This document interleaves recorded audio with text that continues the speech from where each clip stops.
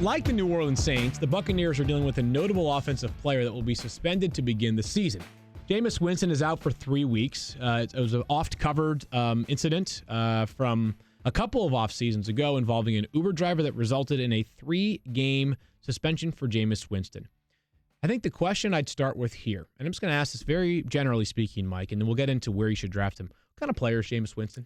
I think he is a guy that had a career year last year, and he doesn't get the attention. Quietly, perhaps. Quietly would be a good way to put it because of the time missed with injury, because the Buccaneers were on Hard Knocks and the hype got pretty crazy. They were not nearly as good on paper as people thought. But here's some areas where he hit career high marks last season: completion percentage, off-target rate, which had been an issue for him early in his career, interception rate, yards per attempt, and also he threw downfield more often. 10.6 average depth of throw is very high.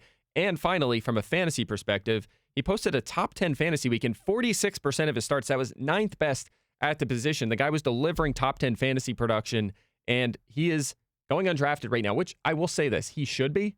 He should be going undrafted because he's suspended 3 games and quarterback is deep. But maybe after week 1 or 2, throw him on your bench. You could have yourself a quarterback 1 going forward. Quarterback 1 is what you believe the upside to be for Jameis Winston. So again, back to the same thought of our school of thought with Mark Ingram. If you think that's the upside, I don't have an issue with drafting a guy, a couple rounds too early. But in the case of Winston, you may not need to draft him at all. Yeah, there's so many options. There's so many options that you could just There's a lot of guys with him. QB1 upside. maybe the play is to roster him a week earlier than his return. So don't roster him in week 4, roster him in week 3 if you are a believer. It also depends how frustrated you want to get. I mean, to me, he's frustrated. Or, as our friend Matthew Berry would say, don't watch the games. Don't watch the games. Because you see those dangerous throws so many times. Luckily, he has a couple big receivers who can go up and get them. But I think still, as we've seen in the preseason, some of the poor decisions are still there. Our friend Josh Norris, who does a great job covering everything related to football at Roto World, recently tweeted something to the effect of, which player, in a positive or negative way, has your opinion changed most of during the preseason? And I think one of the most popular choices was Ronald Jones, 2nd-round pick out of USC for the Buccaneers. On paper, he's got a great opportunity for fantasy football. The rest of the depth chart is not super deep, let's be honest. Payton Barber, who we'll discuss in just a moment. But Mike, it's been a rough go of it so far if you just read the stat book in the preseason. 12 carries, 11 yards. I mean, if you had to assess where Ronald Jones was on August 1st in your ranks versus where he is now, how much of a drop, if any, has there been? Yeah, he's dropped about 10 or so spots. I have him very close to Rashad Penny and Sony Michel, actually. Interesting. They're all 3 of those guys have kind of fallen off. We didn't know what to expect. We thought these guys are all positioned for huge roles if they play well, but they really haven't so far, or they've dealt with injuries. So I'm expecting at least slow starts for all 3 of those guys. But there will be opportunity here. I don't think Payton Barber, we'll talk about him sure in a second, is a game changer by any means. They took Ronald Jones in the 2nd round for a reason, but I will say this in his defense. 19 days ago, he was still 20 years old. Yeah. He is a crazy young prospect, and it may take him a little more time. He's also very undersized, which is always going to be a red flag for him, but there is a chance that by week 3, week 4, just like Penny or Michelle, he could have a big game, and next thing you know, we're talking about him as a running back too. So, Stephania, I guess my question would be this. If a Buccaneers running back catapults into, let's say, RB2 category each and every week, not to begin the season, but at some point for a prolonged stretch during the season, do you agree that it's going to be Ronald Jones and not Payton Barber? Or do you think it's Payton Barber? Do you think there's any chance that Payton Barber could just be way better than any of us are giving credit for? I'm starting to think that. I mean, if Dirk Cutter's to be believed, and I have Hard Knocks on HBO to thank for the feeling like I have a lot of insight into him. I mean, we saw how he handled Jameis Winston.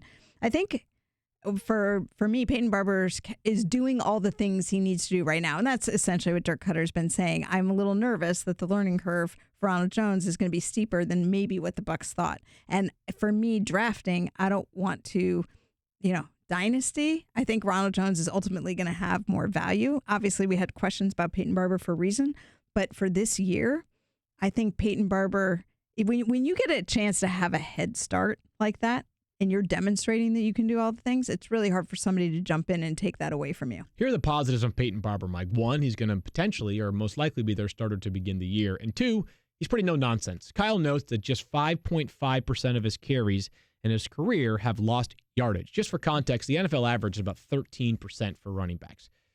But I said earlier that the Colts running backfield is starting to feel like one that might not be usable. Are we trending that same way in Tampa Bay? Maybe a little clearer just because it sounds like Barber is going to be the week 1 starter and maybe get the rock 12 to 14 times, something along those lines. But yeah, they still have Charles Sims there who could do some work in passing situations. Jaquiz Rogers is an excellent pass protector. You expect him to play a few snaps. And Ronald Jones, I mean, even though he's struggling, probably looking at 8 to 10 touches to try and get him, not a ton of volume, but he's an explosive playmaker. We know that, and they'll try to take advantage of that for sure. But I think this offense will be built around the pass, and all these weapons they have to get the football to, 4 receivers, 2 tight ends. I know Dirk's already struggling with how to get them on the field because they don't want to come off. But those are the featured guys, I think, in this offense. No one will be more featured than Mike Evans. Consensus top 10 wide receiver in terms of rankings and average draft position.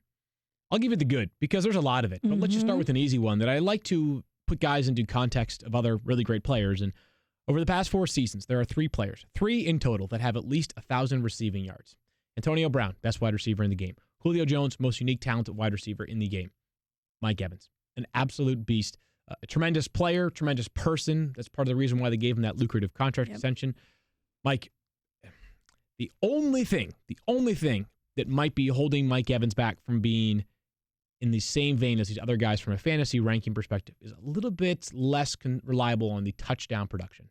I think efficiency, too. You look at catch rate and just overall efficiency with the volume he gets. Volume is really what's carried him. Efficiency has not been there across the board. You're right, though. Touchdown inconsistency has been crazy. And believe it or not, he's only finished top 12 at wide receiver 1 time in his 4 seasons. That's kind of incredible. But he has 73 end zone targets since he entered the NFL. That is most in the league. He's 6'5", which is, again, they say you can't teach size. You certainly can't. Not in this scenario. He's huge. He's one of the biggest in the NFL, and that is going to mean he will demand usage near the goal line, and it's not going to change in this Tampa offense. I think my main concern here isn't really touchdowns. I think he'll be okay in that department because of the usage, but I worry about the guys around him. Like if Chris Godwin's legit, he's going to need some targets. They're going to get Deshaun mixed in. Adam Humphries had more catches than Alshon Jeffrey last season. We talked about the 2 tight ends. Right.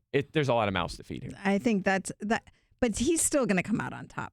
I think, like you said, volume-wise, he's ultimately going to be, he's Jameis. He feels to me like he is Jameis Winston's go-to guy. But he has to be in the right spot, and he has to connect with him because he's not getting additional. He's not a guy who's going to catch the ball and then turn it up and run down the field. The only other thing that I would say is, by the way, we talked about how this is just crazy. We talked about how Ronald Jones recently turned 21. Mike Evans still just 25 as of today.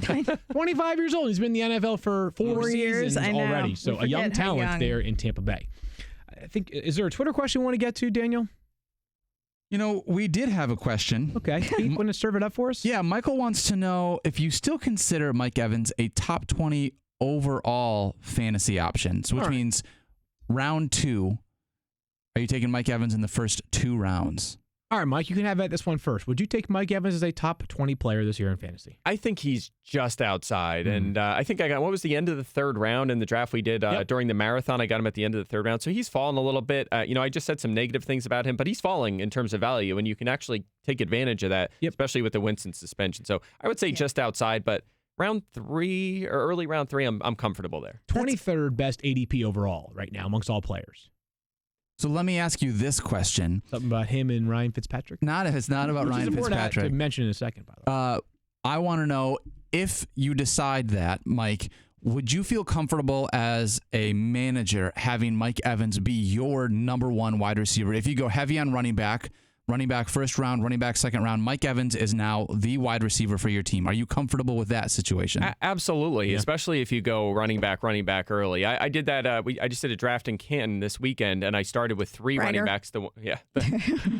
3 running backs the first 3 rounds, and then I took a bunch of receivers right after that. And people are like, "Oh, you're weak at receiver." Well, obviously I'm weaker at receiver. I started with 3 running backs. I got an edge at flex and the running back slot. So of course, if you start running back, and Evans is still sitting there, I think that's fantastic. I think we've made the point, but just to quickly answer it, because I know people will ask this: how much does Ryan Fitzpatrick starting 3 games impact your value of Mike Evans? It doesn't. I mean, look at his production last season in 3 games. I don't know if you have it in front of you. That answer is good. It's good to know that it does not, because I think a lot of people believe or surmise that it could. Yeah. He had, I don't have the numbers in front of me, but he had 3 pretty solid performances with Fitz in the game. Again, he's been so built on volume. As long as Fitz throws it to him 10 times a game, what do we care? The efficiency doesn't have to be great for him to be a wide receiver 2 or more.